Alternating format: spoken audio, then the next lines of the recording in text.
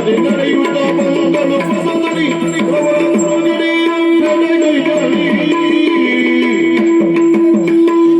ಕೊಡಲಿ ರಾಮ ಪುಣ್ಯದ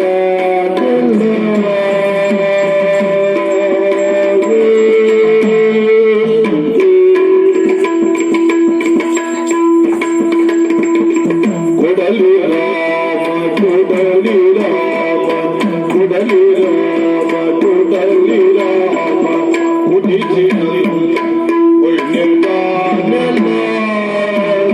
ಕೊಡಲಿ ರಾಮ ಕೊಡಲಿ ರಾಮ ಕೊಡಲಿ ರಾಮ ಕೊಡಲಿ ರಾಮ ಕೊಡಲಿ ರಾಮ ಉದಿಸಿದ ಪುಣ್ಯದ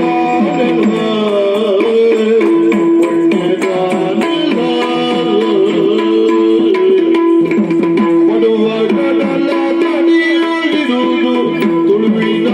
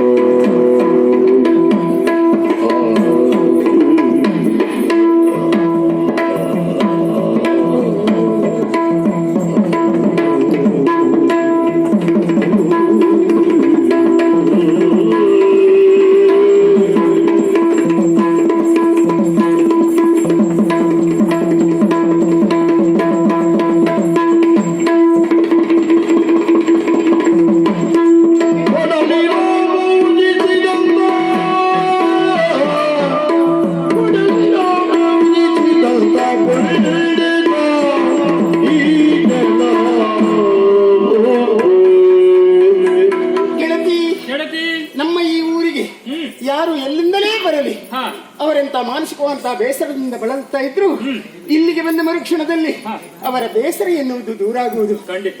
ಕೇವಲ ನಮ್ಮೂರಿಗೆ ಅಂತ ಹೇಳಿದ್ರೆ ಏನು ಗೆಳತಿ, ಪರಶುರಾಮ ದೇವರ ಸೃಷ್ಟಿಯಲ್ಲಿರುವಂತ ಈ ತುಳುನಾಡಿನ ಕರಾವಳಿಯ ಉದ್ದಗಲಕ್ಕೆ ಎಲ್ಲಿ ಹೋದರು ಮನದ ಕ್ಲೇಶ ಎನ್ನುವುದು ಕ್ಷಣ ಮಾತ್ರದಲ್ಲಿ ದೂರವಾಗ್ತದೆ. ಕಾರಣ ಈ ನಮ್ಮ ಕರಾವಳಿ ತೀರದಲ್ಲಿ ಇರುವಂತಹ ರಮ್ಯ ಮನೋಹರವಂತಹ ತಾಣಗಳು ಒಂದೇ ಎರಡೇ ಹೇಳುಗಳತಿ. ಕಡಲ ತಡಿಯಲ್ಲಿ ನಿಂತು ಒಮ್ಮೆ ದೃಷ್ಟಿ ಹರಿಸಿದ್ರೆ ದೃಷ್ಟಿ ಹೋದಷ್ಟು ದೂರ ನಮಗೆ ಕಾಡ ಸಿಗುವುದು ಬೋರ್ಗೆರುವಂತಹ ನೀಲಿ ಸಮುದ್ರಗಳು.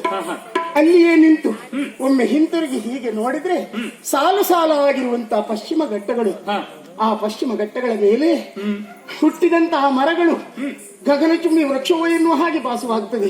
ಮುಗಿಲಿಗೆ ಮುತ್ತಿಡುವಂತಹ ಹೆಮ್ಮರಗಳು ಅಷ್ಟೇ ಅಲ್ಲ, ಆ ಘಟ್ಟದಲ್ಲಿ ಹುಟ್ಟಿದಂತ ನೀರಿನ ಚಿಲುಮೆ ಎಂದು ಝರಿಯಾಗಿ ತೊರೆಯಾಗಿ ನದಿಯಾಗಿ ಸಾಗರವನ್ನ ಸೇರುವಂತಹ ಸಂಗಮ ಸ್ಥಳಗಳು.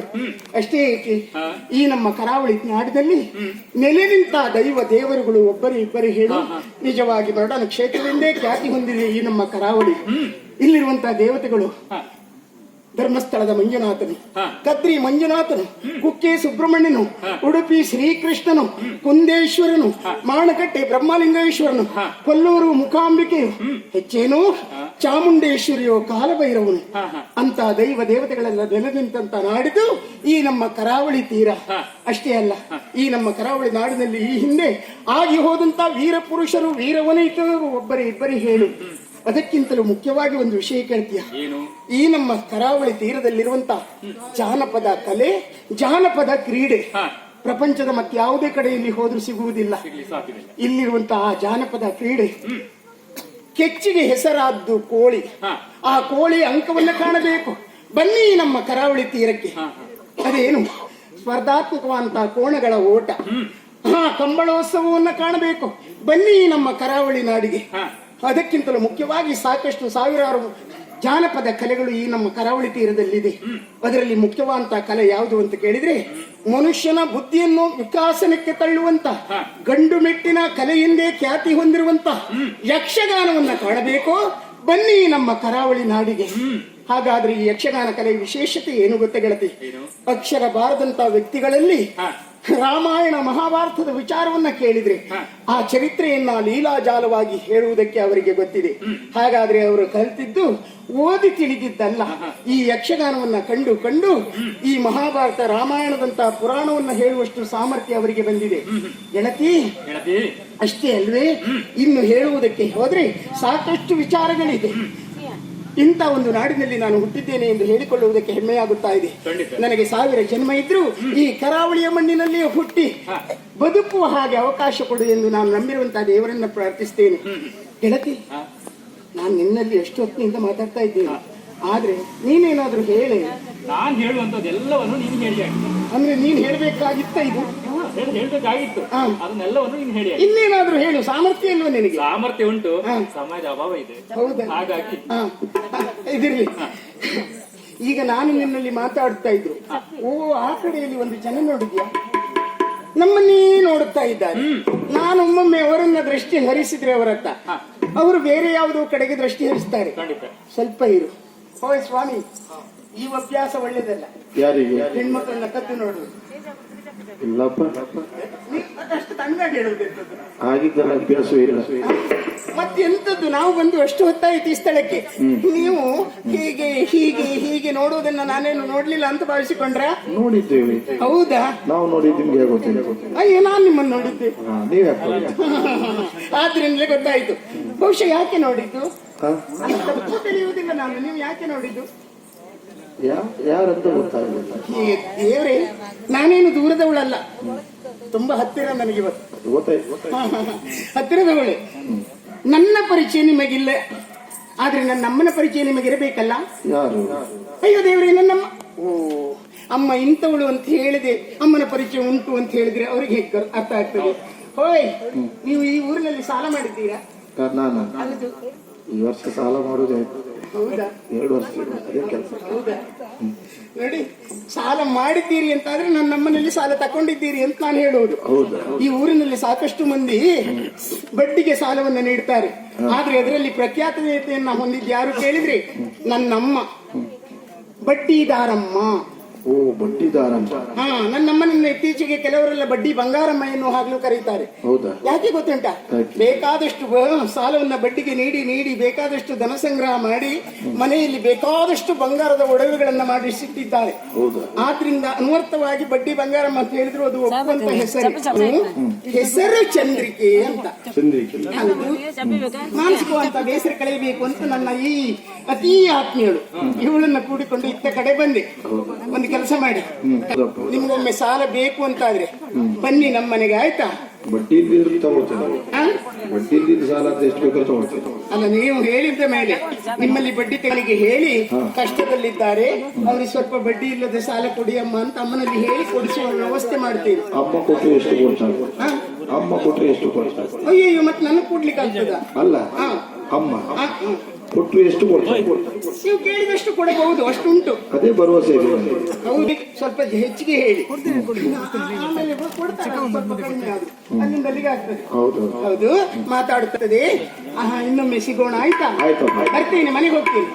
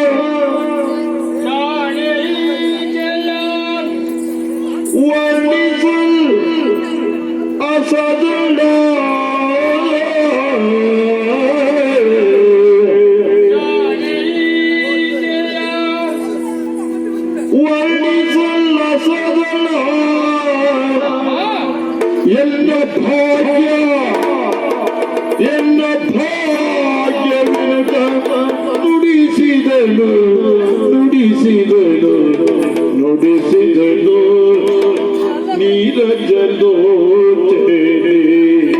ನೀರಜ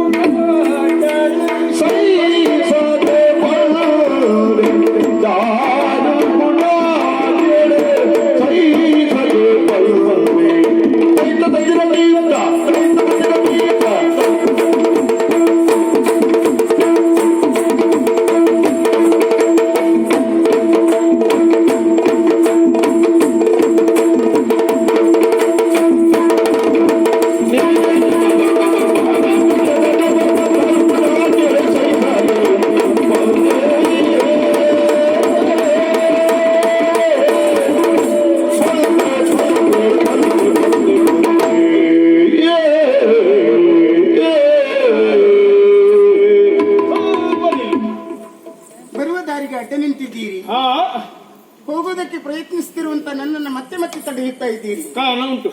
ನೀವು ಯಾರು ಅಂತ ನನಗೆ ಗೊತ್ತಿಲ್ಲ, ನಾನು ಯಾರು ಅಂತ ನಿಮಗೆ ಗೊತ್ತಿಲ್ಲ. ಗೊತ್ತಿಲ್ಲದಿರುವಂತ ನನ್ನನ್ನ ಹೀಗೆ ತಡೆದು ನಿಲ್ಲಿಸುವುದು ಸರಿಯೇ?